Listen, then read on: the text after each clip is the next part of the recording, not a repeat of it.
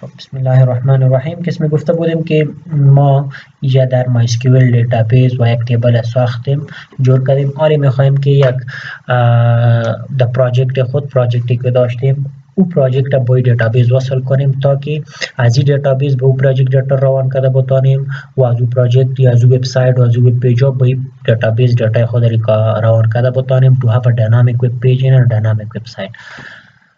To do that, first of all, we should connect this database to that project. ما چی باید کنیم؟ یک کد کانکشن داشته باشیم تا که بتانیم این دیتابیسی که داریم با اون پراجکتی که داریم وصل کنیم. پراجکتی که ما داشتیم let me load that first. با کدام نام بود I'm not sure. فکر کنم که اینی پراجکت بود با نام online web 1 class. Let me load it. Online web 1 class. In here we had some files. خب اگر ما بیایم با هوم دایرکتری همی پراجکت ما در C drive در WAMP64 در فولدر www اینجا فولدر پراجکت ما که است با نام online web class است و اینجا ما مختلف چی را جور کردیم؟ پیجا را جور کردیم. That is first, second, last فایلی که ما داشتیم چی بود؟ sexclass.php بود. So if I load this خب اینجا در با سوپر گلوبال وریبل ها کار کرده بودیم. ولی هم اینجا میخوایم که یک فایل جور کنم و در او فایل ما کد کانکشن خود نوشته کنم. درست است؟ ما میایم به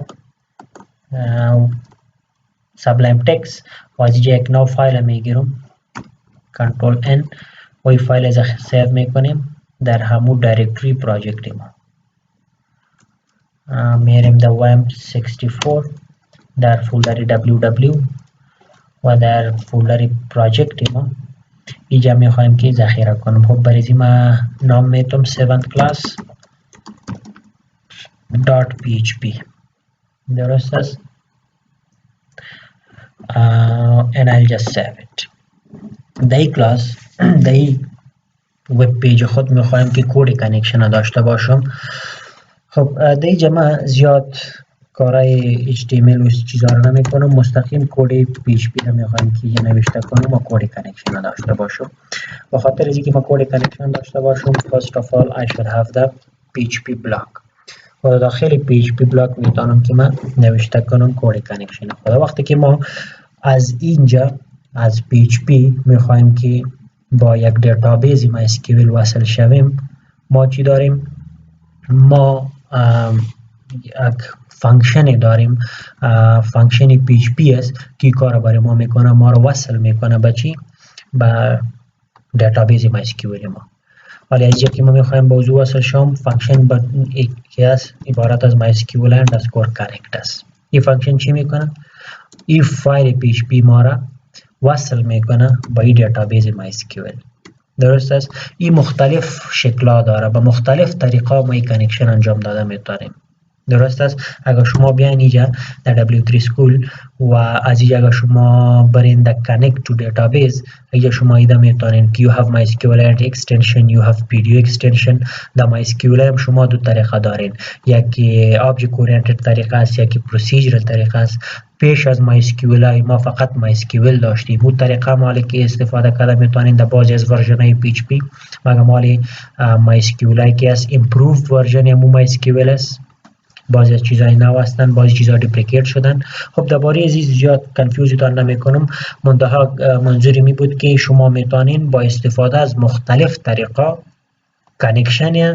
کانکشن از PHP با MySQL دیتابیس داشته باشین.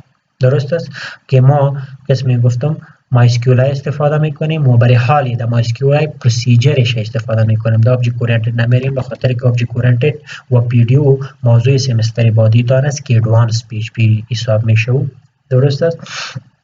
حالی یک قسمی گفتم وقتی که ما با استفاده از MySQL و کدام تایپ MySQL کد پروسیجر MySQL کد میخوایم با MySQL دیتابیس کانکت شویم، ما از فانکشنی که استفاده میکنیم عبارت از چی است؟ MySQL underscore connect است. این فانکشن ما رو وصل میکنه با او دیتابیس ما.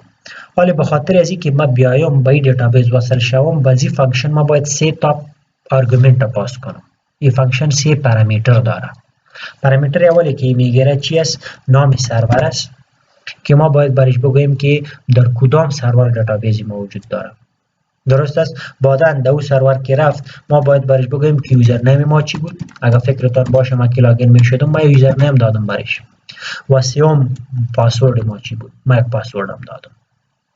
اگر همه قدر این 3 ولیو رو ما برشان بدیم این ما را به MySQL سرور وصل میکنه و اگر وقتی که ما با این MySQL سرور وصل میشیم شما ببینید اینجا ما مختلف دیتابیس ها دارم 5 6 7 8 9 20 تا دیتابیس دارم. در بین از یا کدام دیتابیس ما مربوط این پروژکت ما میشه یا با کدام دیتابیس میخوایم که کانکت شوم باز ما یه پارامیتر چهارمش رو داده میتونیم that is db. درست است؟ این جنرال سنتکس چی است؟ این فانکشن MySQL اندرسکور کانکت است.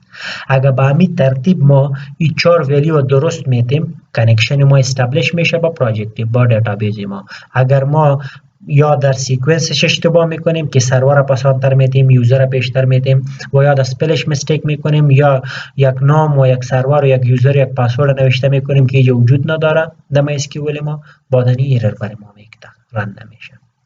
درست است؟ فقط هم یک فانکشنی که ما اینجا نوشته میکنیم این ما را وصل میکنه با دیتابیس ما.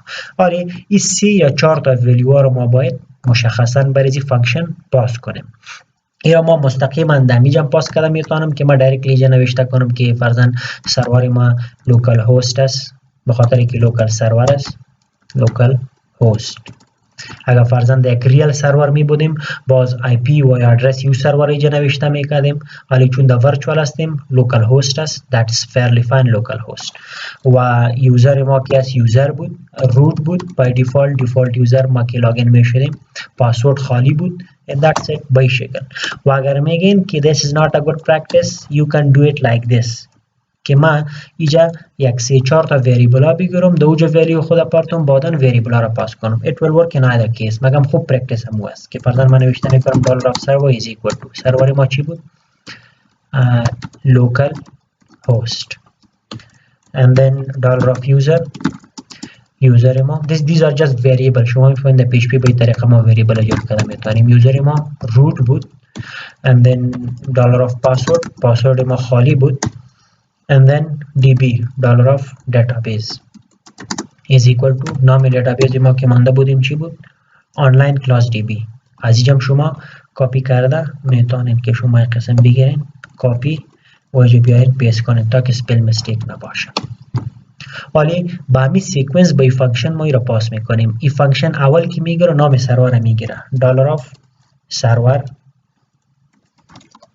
درست است؟ بعدا یوزر میگیره یوزر ما در $user وریبل ماندیم سیوم پاسورد میگیره پاسورد ما در $password وریبل ماندیم که خالی است برای حالی and that's fine. اگر همه قدر ما پاس میکنیم با این فانکشن این ما را وصل میکنه با این چی MySQL سرور. درست است؟ مگم دیجا اگر مشخصا با همین دیتابیس میخوایم که وصل شویم این کل دیتابیس ها را ایگنور کنیم و هم یک دیتابیس بگیریم باز در جای چهارم آرگومنت از ما نام دیتابیس را پاس میکنیم که نام دیتابیس ما در وریبل db انداختیم. اگر ما $db را پاس میکنم that will serve the purpose. به این شکلی کار انجام داده میتونیم. درست است؟ that is fine. ولی اگر من را سیو کنم و این پیج ما لود کنم شما ببینید اینجا میایم در پروژکت خود با کدام نامی پیج جور کردیم با نام 7 class.php page not found because there is spell mistake 7 class.php. خب اینجا ما spell mistake داریم this is v 7 class you will see nothing. شما هیچ چیز نمیبینید خالی است به خاطر که ما اینجا هیچ چیز پرینت نکردیم ما فقط یک فانکشن را کال کردیم و 3 وریبل 4 وریبل گرفتیم و این فانکشن اگر درست بود کدام ایرر نمیده ما هیچ چیز نمیبینیم. it means اگر تامیجا شما کردین و یک قسم صفحه خالی میبینیم کانکشنتان سکسسفول شده است شما با کامیابی وصل شدین با می دیتابیس و با این سرور MySQL سرورتان. اگر نبود فرضاً ما اینجا یک اشتباه میکنم این سرور ما یک اشتباه نوشته میکنم یا رفرش میکنم then you will see an error. ببینید چی میگه ایرر براتون؟ ایرر میگه که no such host is known، به خاطر که نام هوست که ما دادیم، نام سرور که دادیم غلط است. لوکال هوست با دبل تی میگه وجود نداره، it is not known. درست است؟ مگه ایره ما درست اگه میکنیم سیو میکنیم و رفرش میکنیم then you will see it's fine. با می ترتیب اگه یوزر شما غلط میکنین یا پاسورد اشتباه میتین یا فرضاً دیتابیس غلط میکنین یا براتون ایرر میکنه. یا ببینین access denied for user root با تریپل او وجود نداره، روت با دبل وجود داره. اگر درست میکنین then it will work fine. به این شکل شما ایره گرفته میتونین. ایوان اگر دیتابیس غلط میکنین فرضاً میگین که دیتابیس به این شکل نوشته کردین حالا رفرش میکنین میگه که unknown دیتابیس، با این نام کدام دیتابیس اینجا وجود نداره دی با SQL ما. اگر درست بود then it will not throw an error and it will be an empty page، یک صفحه خالی براتون معلوم میشه. درست است؟ اگر شما فرضاً چک میکنین و میخواین که کانکشن چک کنین و در یک جای ذخیره کنین شما یک کار کرده میتونین. این MySQL اندرسکور کانکت چی میکنه؟ کانکشن جور میکنه و ریترن میکنه. این کانکشن ریترن کرد ما باید او را در یک وریبل کانکشن ذخیره کنیم تا که از او بعدا استفاده کرده بتانیم. او کانکشن توسط او کانکشن ما دیتا را اینسرت اپدیت دیلیت کرده بتانیم. So what I can do is که ما در یک وریبل به نام کان یا به نام کانکشن، هر یک نام که میتین this is just a variable name، شما این کانکشن خود ذخیره کنید. این کانکشن جور میکنه با استفاده از این credentials که ما برش پاس کردیم توسط این وریبل ها و برای ما کانکشن ریترن میکنه. اینجا ما کانکشن ذخیره کردیم. حالا ما گفتم میتونم که ما چک کنم کانکشن درست است یا نیست. اگر کانکشن درست نبود چطور چک کرده میتونیم که if not connection exclamation هم میشناسین اپراتور not است. if not $of con اگر کانکشن وجود نداشت باز چی باید شود؟ die is a method in PHP which redirects us back. die یک فانکشن PHP است که ما را پس چی میکنه؟ از این سکوپ میکشه و ریدایرکت میکنه. درست است؟ یا شما فقط ایکو کرده میتونین up to you. فرضاً من اینجا میگم که connection error و اگر نبود مطلب درست بود باز ما اینجا فقط else part بگویم یا اگر دایرکتلی بگویم هم درست است. به خاطر که اگر die encounter میشه پایین نمیآید باز ما و اگر نمیشه die encounter it means پایین که آمد this is fine. ما گفتم میتونیم که connection successful به این شکل. درست است؟ save and now refresh. You see connection successful.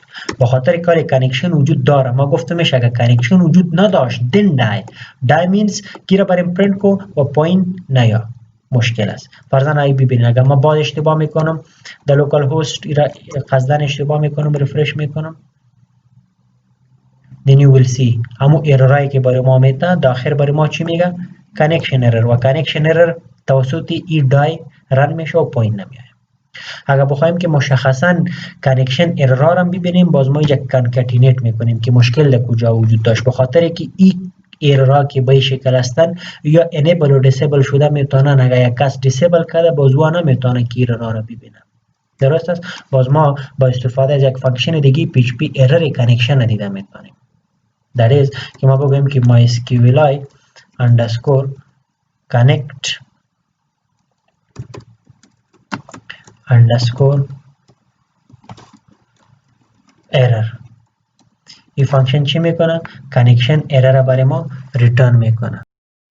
ببینید اگر من این را سیو میکنم و میایم این پیج خود را ریلود میکنم فرضاً اگر این اررها کس میگفتم دیسیبل هم بودن بازی MySQLi underscore connect underscore error چی میکنه؟ همین ارری که اینجا برای ما نشان میده این را به شکل برای ما میگه. بعد از اینکه ما او کانکشن ارر را به شکل استرینگ خود ما پرینت کردیم اینجا به شکل این دیگه بعد از این ارر که وجود داره اینجا شما ببینین رفرش بکنین PHP network regard address میگه که no such host is known. مطلب اصل هدف چی است که این هوست شناسایی نشد. و می ترتیب هر ارری که بود اگر یوزر غلط بود اگر فرضاً DB غلط بود سیو میکنین این MySQL underscore connect underscore error برای ما همین قسم ارر را ترو میکنه میگه که unknown database. درست است؟ و یا اگر شما از این استفاده نمیکنین شما با یک فانکشن دیگر هم استفاده کرده میتونین که شما بگوین از بجای از این mysqli underscore error و شما میخواین که ارر را چک کنین در کانکشن با شما کانکشن وریبل خود اینجا پاس میکنین به این شکل save and refresh it will as will do the same درست است مگم او mysql underscore error براتان چی با یک قسم یک کانکشن ارر را براتان نشان میده به او قسم با شکل استرینگ براتان نشان نمیده حالا ببینید اگر ما پاس درست میکنیم سیو میکنیم و ریفرش میکنیم it will just work fine به خاطر که کانکشن ما فاین است خب به این طریقه ما میتونیم که کانکشن چی کنیم جورم کنیم و او را تست هم کنیم که آیا ما سکسسفولی کانکت شدیم یا نشدیم درست است و ما قسم گفتم یکی از طریقای هستند که ما میتونیم با MySQL database از PHP کانکت شیم مختلف راه دیگه موجود داره but this is the basic and the procedural way